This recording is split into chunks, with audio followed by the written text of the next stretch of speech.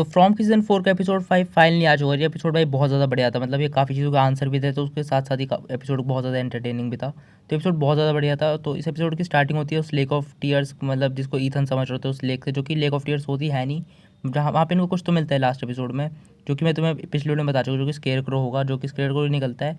फिर उनको वो निकलता है और टैबिथा को उस चीज़ से एक चीज़ याद आती है कि मैं उसको जो पहले एक सपना आता था कि वो इस जगह पे पहले भी आ चुकी है, तो उस टाइप का उसको याद आता है कि उसके पास ऐसी 3 डॉल थी और तीनों डॉल को एक आदमी उससे लेके पानी में फेंक देता है, और पानी में वो डॉल टाइम के साथ साथ बड़ी हो जाती है और वो मॉन्स्टर बन जाती है।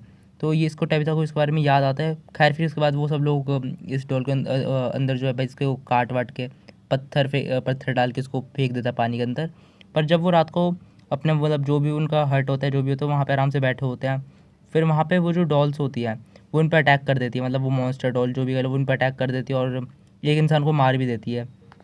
इस एपिसोड की एक बढ़िया चीज़ तो मुझे लगी, फिर जब वो डॉल जो हमला कर रही होती है, फिर एलिस भाई सबको बाहर निकालता है। उसके बाद फिर वो जो एलिस है उसको एक इंसान को बचाने की भी कोशिश करता है, हालांकि वो बचा नहीं पाता। फिर उसके बाद उसकी वाइफ को भी बचा लेता है, मतलब उसकी वाइफ को, उसकी वाइफ होती है बैटी नाम की, ऐसी कुछ नाम होता है उसका। तो उसको डॉल पकड़ के ले जाती है, तो वो उसको बचा लेता है। तो मतलब एलिस मुझे इस एपिसोड में बढ़िया लगा। वैसे मुझे उतना पसंद नहीं है, पर इस एपिसोड में उसने काफ़ी बढ़िया काम करा। इसके बाद फिर होता ये है कि जो एक डॉल है वो डॉना का गला पकड़ लेती है, और इस मोमेंट में मुझे लगता है कि ये डोना मर सकती है यहाँ पे, क्योंकि पिछले एपिसोड में वो ऐसी बात भी कर रही थी, और मैंने तुम्हें थ्योरी भी दी थी ऐसी कि डोना अगले एपिसोड में मर सकती है। तो ऐसा मुझे लग रहा था, पर लेकिन सही टाइम पे जो टेबी था उसको याद आ रहा था कि इन डॉल्स को मारना कैसे, जो कि वहाँ पे कुछ तो ऐसी लगी हुई थी हथियार टाइप, कुछ तो पता नहीं क्या था वो, उसके अंदर कीली वीली घुसी हुई थी, पता नहीं कुछ तो था। तो वो उसको घुसा देती है उस डॉल के अंदर, वो डॉल मर जाती है। तो ये उसको याद आ जाता है और डोना बच जाती है। तो और उसके बाद एक और डॉल आती है, पता नहीं वो आती है एक डॉल, इनको देखती है और वो वापस चली जाती है, पता नहीं इसके पीछे क्या रीज़न है। तो हाँ, बाकी ये डॉल भाई मुझे समझ नहीं आया ये डॉल है कौन, मतलब कि ये डॉल इतना तो पता चल, इन डॉल की बैक स्टोरी वगैरह ये सब तो मैं पता चल गई, पर ये डॉल है कौन, मतलब कि अच्छी चीज़ है बुरी चीज़ है। क्योंकि देखा जाए तो टैबिथा की डॉल है, तो टैबिथा को इन डॉल्स को टैबिथा को प्रोटेक्ट करना चाहिए, जो कि इन डॉल्स ने वैसे टैबिथा के ऊपर अटैक कर रहा तो नहीं। तो क्या पता है टैबिथा को प्रोटेक्ट कर रहे हो, पर किससे भाई वो नहीं पता। तो मुझे लगता है ये डॉल्स पॉजिटिव साइड पे भी हो सकते हैं, ऐसा मुझे लगता है। और ये डॉल्स वही क्रिएचर है जो कि मतलब पहले जिम और बर्ड और ये मतलब ये जेड वगैरह एक खाना लेने जाते थे, तो इनको बाहर एक घर के बाहर एक आवाज़ आती थी, जो कि ये डॉल हो सकती है। पर लेकिन एक सवाल आता है कि इन डॉल ने उन पे जब हमला क्यों नहीं करा, जब इनके ऊपर वो पत्थर टेलिस्मैन काम ही नहीं करता, तो उन्होंने इन लोगों पे जब क्यों नहीं हमला करा। या तो भाई इनके पीछे कोई रीज़न है, क्योंकि इन लोगों ने भाई इन पे हमला करा, या तो इनके पीछे ये रीज़न हो सकता है क्योंकि इन लोगों ने भाई इन डॉल्स को मारा काटा और फिर उसके अंदर पत्थर वत्थर डाल के फेंक दिया। तो क्या पता भाई उनको थोड़ा बुरा बुरा लगा उन डॉल्स को, ऐसा कुछ हो सकता है।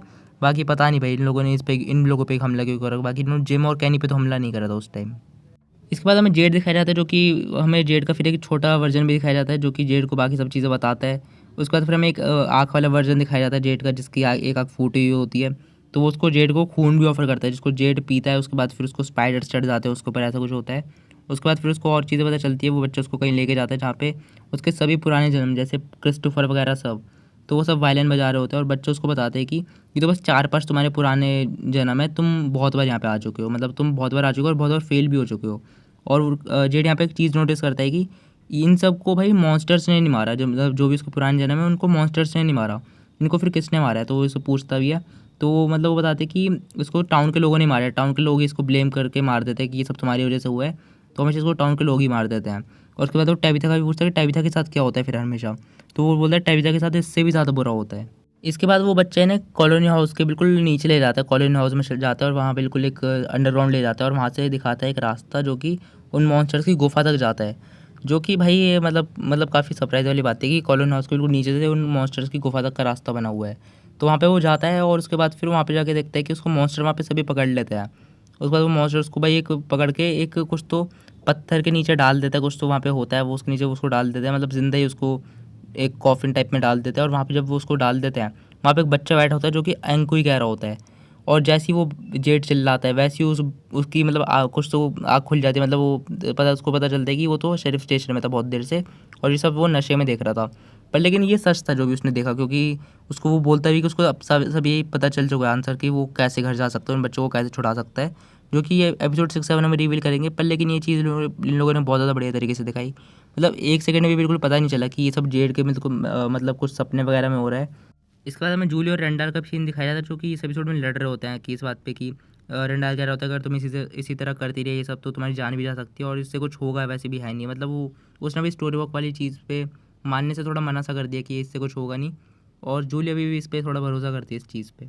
सोफ़ी ये सब देख के बहुत ज़्यादा खुश हो रही होती है दूर से, मतलब उन दोनों की लड़ाई हो रही होती है ये सब देख के। इसके बाद फिर हमें मैरियल का सीन दिखाया जाता है, जो कि मैरियल यहाँ पे बहुत ज़्यादा मतलब वो वाली जो म्यूज़िक बॉक्स वाली चीज़ नहीं होती उसका सीज़न 2 में, तो उसके बाद वो चीज़ें दोबारा होने लग जाती है, उसको वो म्यूज़िक बॉक्स दोबारा सुनाई देने लग जाता है रेडियो में ऐसा। उसके बाद फिर वो दोबारा हथकड़ी से बन जाती है और सोफिया भाई ये देख के बहुत ज़्यादा खुश हो रही होती है दूर दूर से, और मतलब जिस तरह वो एक्टिंग कर रही होती है ये सब करने की, मतलब वो काफ़ी इनोसेंट है वगैरह। तो हाँ हाँ, सोफिया का पता नहीं भाई आगे क्या प्लान है, अभी तक तो इसने कुछ उतना बड़ा भी नहीं करा है, मतलब इसने काफ़ी छोटी छोटी चीज़ें करके कुछ ना कुछ तो कर ही दिया है, पर अभी तक इसने उतना भी ज़्यादा कुछ बड़ा नहीं करा है। बाकी देखते हैं इसका आगे क्या प्लान है। तो बाकी हाँ, यही था पूरे एपिसोड 5 का ब्रेकडाउन। तुम बताना तुम्हें वीडियो कैसी लगी, पसंद है तो लाइक कर देना, सब्सक्राइब कर देना चैनल को, वीडियो को शेयर कर देना, और फ्रॉम से रिलेटेड अपनी थ्योरी भी बता देना कमेंट में, तुम्हारी क्या क्या रिलेटेड है फ्रॉम से रिलेटेड, तो वो कमेंट बता देना। बाकी मैं मिलूँगा तुमसे अगली वीडियो में, जब तक के लिए बाय बाय।